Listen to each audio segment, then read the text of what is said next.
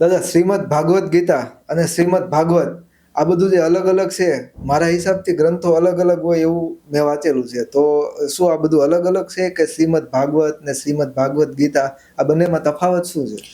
બહુ સરસ પ્રશ્ન કર્યો. શ્રીમદ ભગવદ્ ગીતા અને શ્રીમદ ભાગવત આ બેમાં બહુ ફરક છે.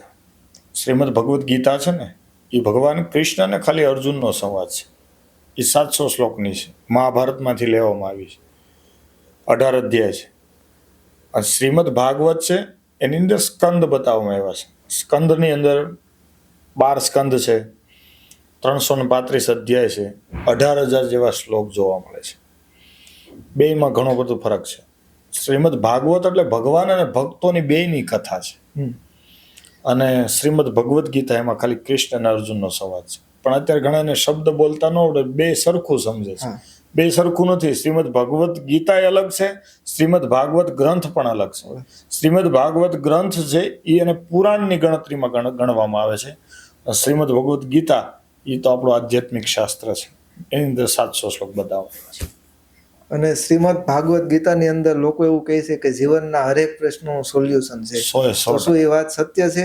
અને એમાં કોઈ એક એવો તમે પોઈન્ટ બતાવો કે આ શ્લોકના માધ્યમથી આવો જીવનની અંદર ઉતારવાથી આવો ફાયદો થાય.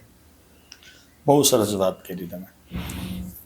શ્રીમદ ભાગવતના એક શ્લોક જીવનમાં ઉતારવા જેવો છે, અને એનાથી માણસનું કલ્યાણ થાય છે. કારણ કે ઓલ વિશ્વએ ગીતાનો સ્વીકાર કર્યો છે.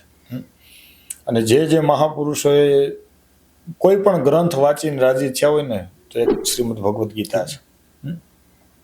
એ ઘણી બધી આપણી વાર્તાઓ સાંભળી છે અથવા તો વાંચ્યું પણ હશે. સારા સાયન્ટિસ્ટોએ ગીતાજીનો આશ્રય લીધેલો છે.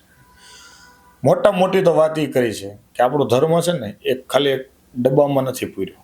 આપણો ધર્મ બહુ વિશાળ છે. ગીતાજીનો એક શ્લોક છે, 15મા અધ્યાયનો શાયદ એ શ્લોક છે. એમાં એવું કીધું કે સર્વસ્ય સાહમ હૃદય સન્નિવિષ્ટો મતા સ્મૃતિ જ્ઞાન મોપોહનમ ચ વેદેશ્ચ સર્વે રહમેવ વેદ્યો વેદાંત કૃત વિદેવ ચાહમ. ભગવાન એમ કહે છે કે બધાની અંદર હું છું. કોનો ભગવાન આવું બોલે છે? ખાલી આપણો ભારતનો ભગવાન જ બોલે છે કે બધાની અંદર હું છું. બધાની અંદર સમભાવ જોવો, બધાની અંદર ઈશ્વર તત્વ જોવો. ખાલી પશુમાં કે માણસમાં નહીં, દરેકની અંદર આપણે ઈશ્વર જોઈએ છે. આપણે વૃક્ષ કાપવું હોય ને તો એની વિધિ છે, એની અંદર આપણે ઈશ્વર જોઈએ છે. તો આખું વિજ્ઞાન છે. ગીતા એક બહુ મોટું વિજ્ઞાન છે, મનોવિજ્ઞાન છે. જે માણસ કોઈ પણ માણસથી મનથી હારી ગયો હોય, ધનથી હારી ગયો હોય, કોઈ પણ વસ્તુથી હારી ગયેલો વ્યક્તિ એકવાર ગીતાજીનો આશ્રય લઈ લે તો જીવન બદલી જાય છે. પણ ગીતાજી છે ને ગુરુ વગર સમજાય નહીં. તમને આનું એના અર્થ વાંચશો ને તો તમને કઈ મગજમાં નહીં ઉતરે. પણ યોગ્ય ગુરુ પાસેના મૂળ અર્થ સમજશો તો તમને તમારો હિન્દુઓનું ગર્વ પણ થશે અને તમને ગીતા તરફ પ્રેમ જાગશે.